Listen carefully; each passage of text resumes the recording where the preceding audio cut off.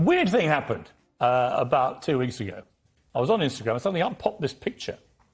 And it was you with a friend of mine, Cristiano Ronaldo, the football genius, greatest player to ever play the game as far as I'm concerned.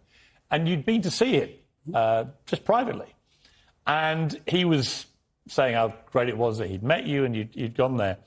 And all hell broke loose. He was bombarded with people saying this is outrageous, legend over, legacy finished, none of which would have bothered him because he'd heard all this kind of thing before. But the venom of it was from certain quarters was so pathetic, it seemed to me. So first of all, what were you doing with Cristiano? Why were you there? Well, he invited me to come and see him, and he had had some trouble in his life a few months ago, and a friend of his sent him some of my videos, and he said he had watched those, and then he read my book, one of my books, and found them very helpful, and he wanted to talk. So I went out to his house, and we talked for about 2 hours.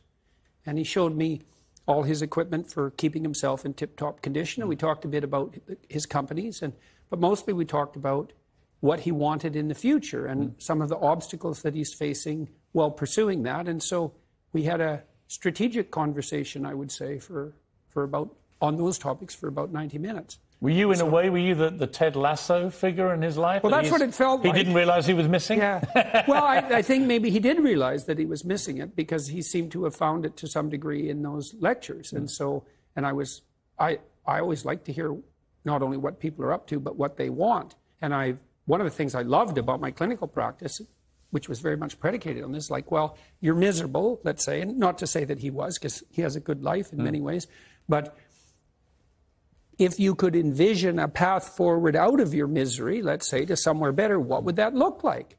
And it's not a question people ask themselves with enough depth.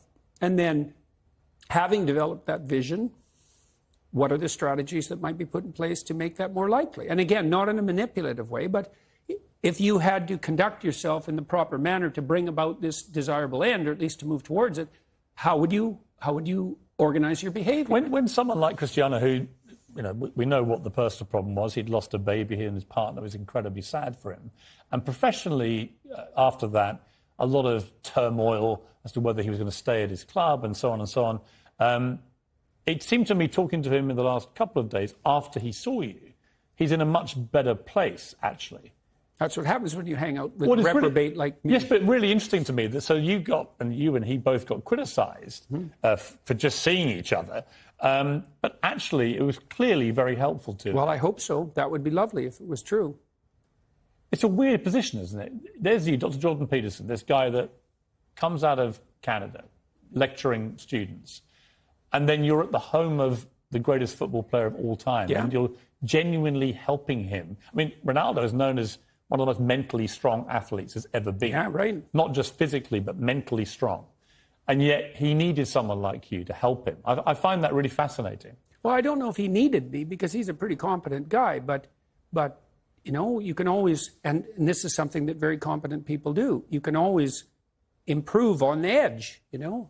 And so his life is very well put together, and he had some trouble, but people do, but we talked a lot about what he wanted, how he wanted his career to end in the most graceful possible manner, and how that might be optimized. And so I hope you told him to sign for Arsenal in the January transfer window. Did you, Jordan? No, I didn't give him. I try not to give people advice. But, I mean, I'm curious on that because he's obviously reaching not the end of his career by any means. He's still a world-class player, and he's incredibly fit, so he could play for another 3-4 years perhaps. But what is an end game for someone who's achieved everything in the game?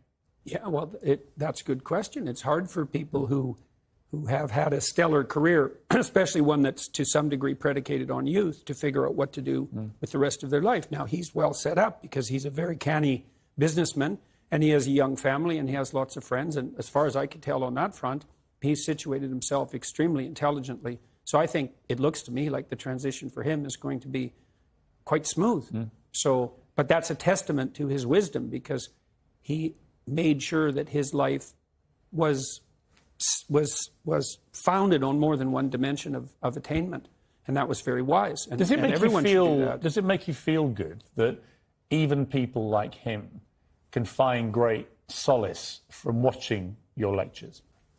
Well, all that makes me feel good. I mean, I do think that this is part of the reason I keep going on these lecture tours, is that seems to be doing people good. So